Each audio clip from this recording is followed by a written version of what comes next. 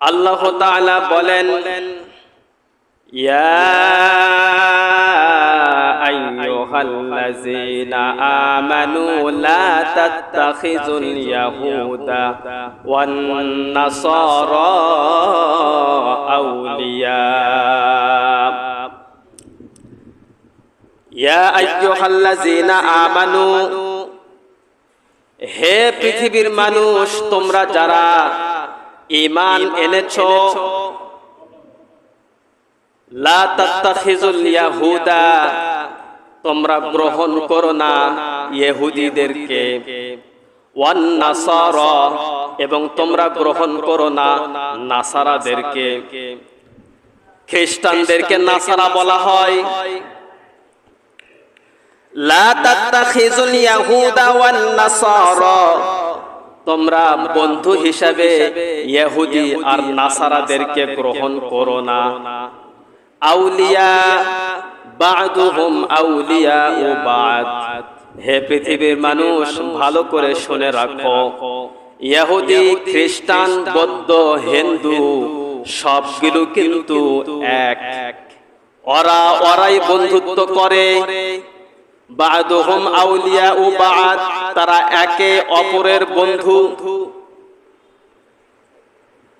ওয়ামান ইয়াতাওয়াল্লাহুম মিনকুম ফাইন্নাহু মিনহুম, আল্লাহ তাআলা বলেন, এই কথা কোন মুসলমানের কানের মধ্যে যদি যায়, যাওয়ার পরেও ওই মুসলমান যদি কোন হিন্দু, বৌদ্ধ, খ্রিস্টানকে বন্ধু বানিয়ে নেয়, আল্লাহ তাআলা বলেন, ফাইন্নাহু মিনকুম, আমি তাকেও ওই তাদের দলভুক্ত বানিয়ে দিব।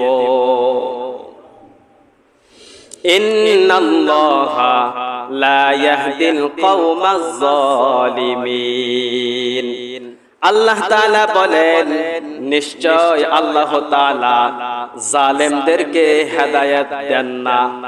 যারা জালেম তাদেরকে পথ প্রদর্শন আল্লাহ তাআলা করেন না। মনোযোগ দিয়ে যদি শোনেন বুঝবেন, কারণ যে কথাগুলো বলছি তাফসিরে ফি জিলালিল কোরআন থেকে বলছি।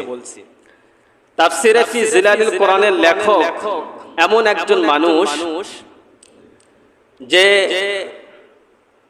তাফহিমুল কোরআন, ইবনে কাসির, তাফসিরে জালালাইন, তাফসিরে মারিফুল কোরআন, তাফসিরে মাজহারি, এতগুলো তাফসির ঘাটে আপনি যতটুকু পাবেন তার থেকে ডবল ব্যাখ্যা বিশ্লেষণ পাবেন ফি জিলালিল কোরআনের মধ্যে।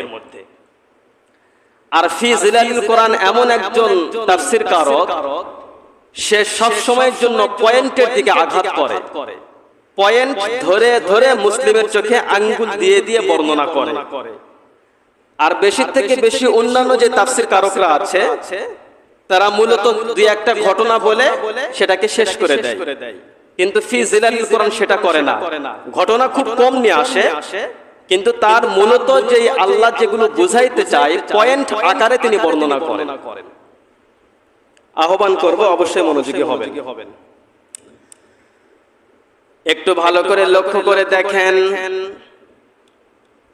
মক্কার জমিনে সর্বপ্রথম রাসূলের উপরে যে নির্যাতন শুরু হলো, রাসূল নির্যাতন সহ্য না করতে পারে রাসূল মদিনায় হিজরত করে চলে গেলেন। কিছুদিন পরে এই যে মক্কায় যে 2-4-10 জন মুসলমান হয়েছিল, রাসূল এখান থেকে মদিনায় যাওয়ার পরে এই মুসলমানদের উপরে অত্যন্ত নির্মম নির্যাতন চালাইতে শুরু করলো কুরাইশ কাফেরেরা। একটা পর্যায়ে মক্কা থেকে মুসলমানরাও মদিনায় আল্লাহর রাসূলের কাছে হিজরত করে চলে গেলেন। মদিনায় যখন আল্লাহর রাসূলের কাছে হিজরত করে তারা যখন চলে গেলেন, কিছুদিন আগেই তারা মক্কায় ছিল। তো যেহেতু মক্কায় তাদের বসবাস ছিল, সেহেতু এখন তারা মুসলিম হয়েছে, কিন্তু আগে তো তারা মুসলিম ছিল না। আল্লাহর রাসূল আসলেন, এরপরে তারা মুসলিম হলেন। আগে তো সবাই ভাই ভাই ছিল, ইহুদি খ্রিস্টান মুশরিক সবাই ভাই ভাই ছিল। কিন্তু যখনই মুসলমান হয়ে মদিনায় চলে গেলেন, মদিনার মুসলমানরা এই ইহুদি খ্রিস্টানদের সাথে বন্ধুত্ব রাখলো, সম্পর্ক রাখলো, তাদের নেটওয়ার্ক ঠিকঠাকই চলছিল। তো আল্লাহ সুবহানাহু ওয়া তাআলা দেখলেন যে মুসলমান ইহুদি খ্রিস্টানদের সাথে বন্ধুত্ব এখনো বজায় রাখছে। এইটা আল্লাহ তাআলা আর পছন্দ করলেন না। যে মুসলমান সে তো একটা অন্ধকারের যুগে ছিল, শিরিক করত, সে এখন মুসলমান হয়েছে, আল্লাহর উপরে ঈমান এনেছে, রাসূলের আদর্শকে অনুসরণ করে, সে এখন আর মুশরিকের সাথে চলাফেরা করতে পারে না। কারণ মুশরিক শিরিক করে, মুসলমান শিরিক করে না। তো তার একটা পরিবেশ, মুশরিকের আরেকটা পরিবেশ, তার একটা সমাজ, মুসলমানের আরেকটা সমাজ, দুই সমাজ একত্রিত হইতে পারে না, থাকতে পারে না। আল্লাহ এটা পছন্দ করলেন না, বিধায় আল্লাহ তাআলা সূরা মাইদার 51 নম্বর আয়াত এই জায়গায় নাজিল করে দিলেন। হে পৃথিবীর মানুষ, ইয়া আইয়ুহাল্লাযীনা আমানু, যারা ঈমান এনেছো, লা তাত্তাখিযুল ইয়াহুদা, ইহুদিদেরকে বন্ধু হিসেবে গ্রহণ করো না, ওয়ান নাসারা, নাসারাদেরকে বন্ধু হিসেবে গ্রহণ করো না। এখন একটু ভালো করে লক্ষ্য করেন, সেই সময় মুসলমানদের আত্মীয় বন্ধু, কারো খালু, কারো মামা, কারো দাদা, কারো ভাস্তা, কারো চাচা, এই সম্পর্কগুলো কিন্তু সেই সময় মুসলমান আর ইহুদি খ্রিস্টানদের মধ্যে ছিল। এত ঘনিষ্ঠ আত্মীয়তা যখন ছিল, ওই মুহূর্তে আল্লাহ তাআলা নিষেধ করে দিলেন, তোমার আত্মীয় যদিও হয় আর সে যদি মুসলমান না হয়, শিরক যদি না ছেড়ে দেয়, মুসলমান তুমি তার সাথে সম্পর্ক রাখতে পারবে না। তাহলে যখন ঘনিষ্ঠ ছিল মুসলমান ইহুদি খ্রিস্টান, সেই সময় আল্লাহ নিষেধ করলেন। তাদেরকে যদি নিষেধ করতে পারে, আজ আমাদের পৃথিবীতে আমাদেরকে কি নিষেধ আল্লাহ করে নাই? করেছে। তো তারা তো আত্মীয়তার সম্পর্ক ছিন্ন করলো আয়াত নাজিল হওয়ার পরে। কিন্তু আমরা যে এই জামানায় মুসলমান হলাম, আমরা তো তাদের সাথে আমাদের কোনো বন্ধন নাই, আমাদের চাচা ভাতিজা, আমাদের বন্ধুত্ব আত্মীয়তা তাদের সাথে নাই। তো আমরা কেন তাদের সাথে বন্ধুত্ব স্থাপন করি? আপনার চাইতে কিন্তু তাদের অনেক কঠিন ছিল এটা সম্পর্ক ছিন্ন করা, কিন্তু তারা তো সম্পর্ক ছিন্ন করে দিল। আমরা কেন সম্পর্ক অটুট রাখি? এটা মুসলমানের ব্যর্থতা। এরপরে আল্লাহ তাআলা কঠিন হুঁশিয়ার দিলেন, ওয়ামান ইয়াতাওয়াল্লাহুম মিনকুম ফাইন্নাহু মিনহুম। আল্লাহ তাআলা ডাক দিয়ে বলছেন, আমার এই কথাগুলো যার কানের মধ্যে পৌঁছে গিয়েছে, কানের মধ্যে যাওয়ার পরেও ওই ব্যক্তিগুলা যদি হিন্দু, খ্রিস্টান, বৌদ্ধদের সাথে বন্ধুত্ব চালিয়ে যায়, আল্লাহ তাআলা বলেন ওইটা আর মুসলমান থাকে না, আমি হিন্দুদের দলভুক্ত বানিয়ে দেই। আপনি মুসলমান আর হিন্দু মুশরিক, ও শিরিক করে, হিন্দু কখনোই জান্নাতে যেতে পারবে না। এখন কথা হইল, আপনি মুসলমান হয়ে যদি হিন্দু বৌদ্ধর দলভুক্ত হয়ে যান, তাহলে তো আপনার আর ঈমানই থাকলো না। তার মানে হিন্দু মুশরিক, আপনিও মুশরিক হয়ে গেলেন, হিন্দু কাফের, আপনিও কাফের হয়ে গেলেন। আল্লাহ যেহেতু বলেছেন ফাইন্নাহু মিনহুম, এই সমস্ত বন্ধুত্ব যারা স্থাপন করবে আমি তাকেও তাদের দলভুক্ত করে দিব, আল্লাহ বলেছেন। তো আপনি যদি বন্ধুত্ব অটুট রাখেন, তাহলে তো আপনি হিন্দুর দলভুক্ত হয়ে গেলেন। তো যে ব্যক্তি হিন্দুর দলভুক্ত হয়ে যায়, সে আর মুসলমান থাকে না, তার আর ঈমান থাকে না, সে মুশরিক হয়ে যায়, সে কাফের হয়ে যায়। আর মুশরিক আর কাফেরের জন্য জাহান্নামটা স্থায়ী, ক্ষণস্থায়ী নয়। কিন্তু যে মুসলমান তার জন্য জাহান্নামটা ক্ষণস্থায়ী।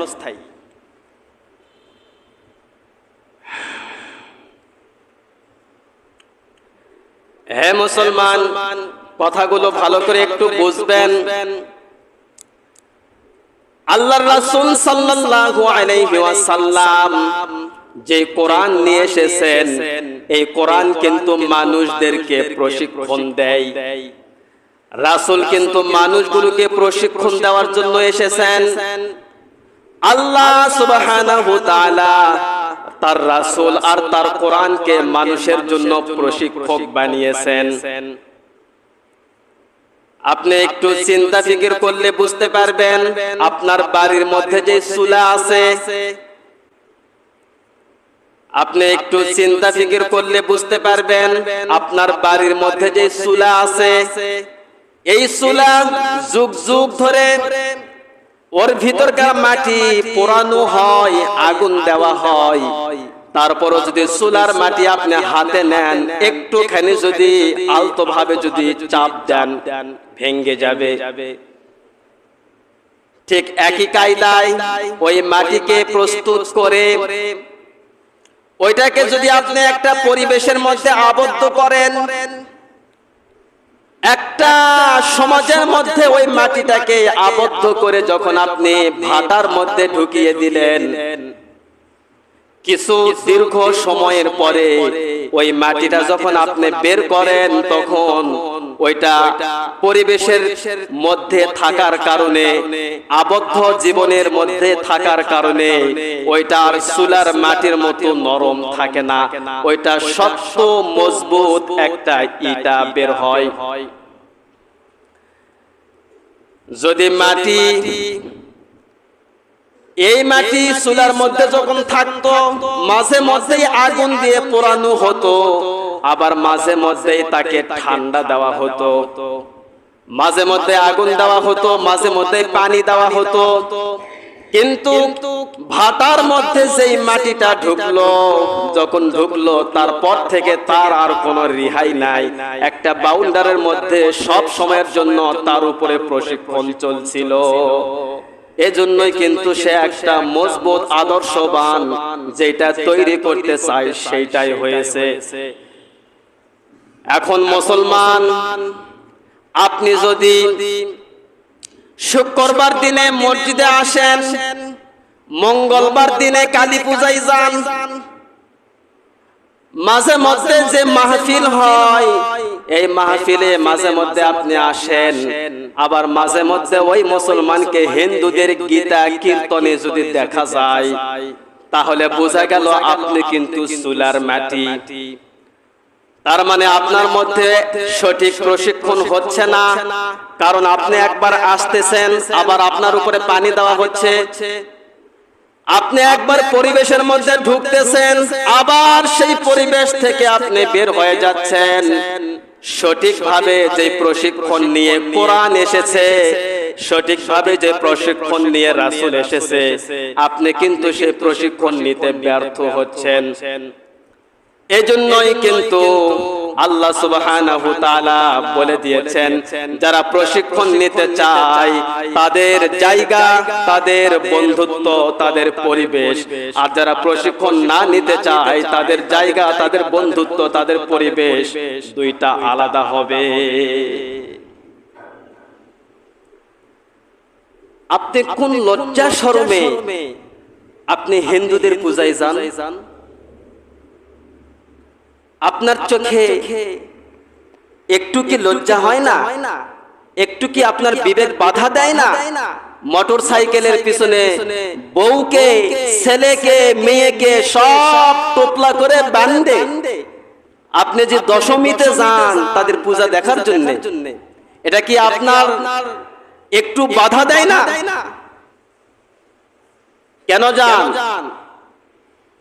অবশ্যই তারা যে শিরিক করে, তারা যে নাচানাচি করে, এটা মনে হয় আপনাকে ভালো লাগে, আপনাকে মনে হয় আনন্দ দেয়, বিধায় আপনি যান। তো যার কাছে শিরিক ভালো লাগবে, যার কাছে শিরিক আনন্দ দিবে ওর ভিতর তো ঈমানই নাই। কারণ খারাপ কাজ যার কাছে ভালো লাগে ওর ঈমান নেই, আর ভালো কাজ যার কাছে ভালো লাগে তার ঈমান আছে। তো আপনি একজন মুসলমান হয়ে আপনি আশ্চর্য হবেন যে হিন্দুদের মন্দিরের উপর দিয়ে আমার 5 ওয়াক্ত নামাজে যাইতে হয় আমাকে। তো এই যে পূজা হয়ে গেল, আমি দেখলাম, আপনারা আমার চোখে দেখা, আপনি বিশ্বাস করেন হিন্দু যদি থাকে 100, মুসলমান আছে 1800। এলাকায় মুসলমান ঘরের যে মহিলাগুলা ওরা মনে হয় একটাও বাকি নাই যে তাদের পূজা দেখতে যায়নি। এটা কোন কালচার আপনি নিয়ে আসলেন ভাই? যে আল্লাহর রাসূল পৃথিবীতে আসলেন, এসে দেখেন সারা পৃথিবী সয়লাব হয়ে গিয়েছে শিরকে। সেই সময় আল্লাহর রাসূল নির্মম, নির্জন, নির্যাতন, অপমান, লাঞ্ছনা সহ্য করে হক আর বাতিলকে পার্থক্য করে দিলেন। শিরিক একদিকে, ইমানদার আরেক দিকে। আল্লাহ রাসূল পার্থক্য করে দিলেন সবচাইতে বেশি নির্মমতা অবলম্বন করে, লাঞ্ছনা, অপমানিত সব অপেক্ষা করে জীবনে মায়া মহাব্বত, ভালো একটু ভালো খাওয়া, ভালো পরিধান করা সব পরিত্যাগ করে তিনি যে হক আর বাতিলের মধ্যে একটা পার্থক্য করে দিয়ে গেল, আর সেই মুসলমান আপনি সেটাকে আবার অ্যাডজাস্ট করতেছেন, এটা কোন অধিকারে? আপনি কোন অধিকারে অ্যাডজাস্ট করতেছেন? আপনি কি মুসলমানদের মধ্যে আছেন? তো হিন্দুর পূজায় আপনি জিলাপির দোকান দেন, হিন্দুর পূজায় আপনি পেঁয়াজির দোকান দেন, কে হিন্দুর পূজায় এই দোকান না দিলে কি আপনার সংসার চলবে না? ওইখানে ব্যবসা না করলে কি আপনার জিন্দেগি থেমে থাকবে? আপনি কোন বিবেকে এই কাজগুলো করেন? ছোট ছোট বাচ্চারা আপনার থেকে পয়সা নিয়ে যায় যে বাবা টাকা দেন, হিন্দুর মেলায় যাব। আপনি তাকে পয়সাও দেন, কে তাকে একটা ধাক্কা মারতে পারেন না? শাসন করতে পারেন না? ঝাড়ি মারতে পারেন না যে ওইটা আমাদের কালচার নয়, ওটা হিন্দুদের কালচার, ওখানে যাওয়া যাবে না? বরঞ্চ পকেট থেকে 500 টাকার নোট বার করে দেন, হা হা করে আড্ডা দিয়ে সারা পূজা মণ্ডপ মনে হয় ওর এখতিয়ারে। এটা কি আপনার চোখে বাধে না? আপনি তো মুসলিম। এজন্য কোরআন এসেছে মুসলমানকে প্রশিক্ষণ দেওয়ার জন্য, রাসূল এসেছে প্রশিক্ষণ দেওয়ার জন্য। এই প্রশিক্ষণ যে নিতে পারবে না, তার মধ্যে ওই সুলার মাটির মতোই স্বভাব কালচার বিরাজমান করবে। আল্লাহ তাআলা আমাদেরকে বুঝার তৌফিক দান করুক। আমরা বলি আমিন। আর একটু জোরে বলা যায় না আমিন? যেগুলা বললাম সেগুলা কি হয় না? দেখে শুনে বলছি। সম্মানিত উপস্থিতি, যে কোরআন আমাদের সামনে এসেছে এটা মানুষকে কয়েকটা ভাগে প্রশিক্ষণ দেয়। নাম্বার 1, তার প্রতিপালকের বিষয়ে প্রশিক্ষণ দেয়, তার রাসূলের বিষয়ে প্রশিক্ষণ দেয়। রাসূল যে আদর্শ নিয়ে এসেছেন সে আদর্শের অনুসারী যেন হয় সেই বিষয়ে কোরআন প্রশিক্ষণ দেয়। এখন বলেন তো, মুসলমানের আদর্শ, রাসূলের আদর্শ, কোরআনের আদর্শ আর ওই যে হিন্দুর আদর্শ কি এক? মুসলমান যে আদর্শের মধ্যে থাকে, ওই মুসলমান যদি হিন্দুর আদর্শের মধ্যে ঢোকে তাহলে কি তার মধ্যে হিন্দুর কালচার ঢুকবে না? 10 দিন দেখতে দেখতে একদিন তাকে মনটা তার বলবে যে এটাও তো একটা ধর্ম। সে 10 দিন দেখলো, ইবলিস শয়তান তো আর বসে থাকবে না। ইবলিস শয়তান সব সময় চাইবে কিভাবে তাকে শিরকের মধ্যে ঢোকানো যায়।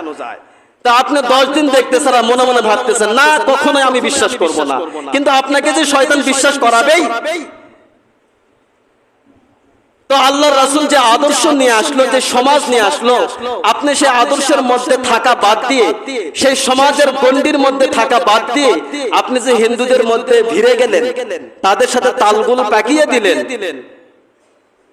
তাহলে মুশরিকের আদর্শ আপনার মধ্যে কি ঢুকবে না? আপনারা তো জানেন সৎ স্বর্গে সর্ববাস আর অসৎ স্বর্গে সর্বনাশ, এটা তো আমরা কথায় কথায় বলে থাকি। তা আপনি যদি হিন্দুর সাথে সঙ্গ দেন তাহলে কি কৃষ্ণের ভক্তি আপনার মধ্যে ঢুকবে না?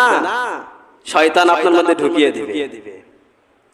এই জন্যই তো আজকে যদি হিন্দুদের বিরুদ্ধে কথা বলা হয়, ইসকনের বিরুদ্ধে যদি কথা বলা হয়, বিশ্বাস করেন হিন্দু চটার আগে মুসলিম আগে চটে যায়। আমি প্রমাণিত। গত জুমায় একটা বক্তব্য দিয়েছিলাম না হিন্দুদের বিষয়ে, এটা ফেসবুকে দিয়েছি। নাম হলো মিজানুর রহমান, আরবি দিয়ে নাম লিখছে, নামটা মুসলমান নয়। সর্বপ্রথম ও প্রোটেস্ট করেছে, কমেন্ট করে আমাকে জানিয়েছে এটা বলা ঠিক হয়নি। আমি তখন সূরা আলে ইমরান 85 নম্বর আয়াত দিয়ে দিলাম যে দেখো তাফসীর খুলে দেখো বলা ঠিক হয়েছে না হয়নি, নাম যে দেখো তাফসীর খুলে দেখো বলা ঠিক হয়েছে না হয়নি। তারপর আর কোনো কমেন্ট করেনি। তাহলে চিন্তা করেন যে যেখানে হিন্দু খেপার কথা, যে আমাদের বিরুদ্ধে এতগুলো কথা বললো, তো হিন্দু না খেপে মুসলিম খেপে উঠলো, তার মানে কি কৃষ্ণের ভক্তি তার মধ্যে ঢোকেনি, সরস্বতীর ভক্তি তার মধ্যে ঢোকেনি? কেন ঢুকলো? গিয়েছে তাই, নাচ গেলে তো ঢুকতো না। তার মানে রাসূল যে আদর্শ নিয়ে এসেছে, কোরআন যে প্রশিক্ষণ নিয়ে এসেছে, মুসলিম এই আদর্শ থেকে, মুসলিমের প্রশিক্ষণ থেকে দূরে সরে চলে গিয়েছে। আপনি কি মনে করেছেন কৃষ্ণ আপনাকে জান্নাতে দেবে? তো তাই যদি মনে করেন তাহলে আপনি যান কেন? আমরা কি এখানে যারা আছি ওয়াদাবদ্ধ হতে পারবো যে কোন হিন্দুদের পূজাই তো দূরের কথা, তাদের আশপাশে আমরা যাব না? ওয়াদাবদ্ধ হতে পারবো? বলেন না ইনশাআল্লাহ। আপনারা জানেন না হিন্দু, বৌদ্ধ, খ্রিস্টান, মুসলমানদের বিরুদ্ধে সবাই এক মঞ্চে অবস্থান করে মুসলমানদেরকে নিধন করার জন্য। আমি একটু ইসকন নিয়ে খুব গবেষণা করতে করতে দেখলাম যে ইসকনের টার্গেট কি। সেখানে আমার সামনে ভেসে উঠলো যে ইসকনের প্রধান যে থিওরি, সেটি হলো তাদের যে থিওরি তাদের মাথায় নিয়ে তারা যে মাঠে নেমেছে, প্রধান থিওরি হলো সব নির্জীব নিধন করো। তার মানে হইল সারা বিশ্ব থেকে মুসলিম মুক্ত করো, এটা হলো তাদের প্রধান থিওরি। আর যে ইসকনের আমাদের বাংলাদেশের চিন্ময় কৃষ্ণ দাস প্রভু কিছুদিন আগে অ্যারেস্ট হয়েছিল। এই শয়তান কে আপনি জানেন? ইনি এমন একজন ব্যক্তি যে ইনি 16 বছর থেকে যে মন্দিরে কাজ করত, ওই মন্দিরে যে সমস্ত হিন্দু ছেলেরা বা ইসকনের ছেলেরা, ইসকনটা হিন্দুদের একটা শাখা, বুঝতেছেন তো কথা? ইসকন হলো হিন্দুদের একটা শাখা, তারা কৃষ্ণকে বেশি ভক্তি করে আর হিন্দুরাও কৃষ্ণকে ভক্তি করে। হিন্দুদের একটা শাখা হলো ইসকন। এই ইসকন তাদের প্রভু চিন্ময় কৃষ্ণ দাস 16 বছর ধরে যে মন্দিরে অবস্থান করত, ওই মন্দিরে ওই চিন্ময় কৃষ্ণ দাস সমকামিতায় লিপ্ত ছিল। সমকামিতায় লিপ্ত ছিল, প্রমাণ হয়েছে বাংলাদেশে। যাদের সাথে সমকামিতা করত, পুরুষ হয়ে পুরুষের সাথে অবাধ মিলামিশা যা করে, এটাই হলো সমকামিতা। ইসলামকে সাপোর্ট করে? ইসলাম সাপোর্ট করে না। এই 16 বছর থেকে চিন্ময় কৃষ্ণ দাস সমকামিতায় লিপ্ত ছিল। হাজার হাজার টাকা তার বিরুদ্ধে মামলা আছে। এরা বাংলাদেশের যে সমস্ত টার্গেট নিয়েছে, প্রথম টার্গেট নিয়েছে প্রত্যেকটা মসজিদে মসজিদে তারা সাম্প্রদায়িক হামলা করবে। ভালো করে বোঝেন, আপনি তো মুসলমান, কোনদিন কি আপনার থিওরিতে এটা এসেছে যে হিন্দুর মন্দির ভাঙবো? না, আসে নাই। কারণ আমরা সবসময় লালন পালন করি যে মুসলমান আর হিন্দু যেহেতু এক জায়গায় আছি, আমরা মিলেমিশেই থাকবো। এটাই লালন করি, কিন্তু তাদের থিওরি ওইটা নয়। তারা সব সময়ের জন্য মুসলমানকে নিধন করার চেষ্টা করে। কত বড় শত্রু তারা! আর আপনি তাদের দলের ভুক্ত হয়ে যান। কিভাবে আপনি তাদের দলভুক্ত হন? এই ইসকন সদস্যের প্রথম যে টার্গেট, সেটি হলো প্রত্যেকটা মসজিদে সাম্প্রদায়িক হামলা করবে এরা। আপনারা জানেন, তারাবি নামাজের সময় তারা ঢাক ঢোলক বাজাচ্ছিল। এই সময় মসজিদের মুসল্লিরা এসে তাদেরকে বলল, এই সময়টা নামাজের সময় বন্ধ রাখো। এই বন্ধ করে দেওয়ার কারণে পুলিশ ডেকে নিয়ে আসে। তারাবি বন্ধ করেছে, কিন্তু ওদেরটা চালু রেখেছে।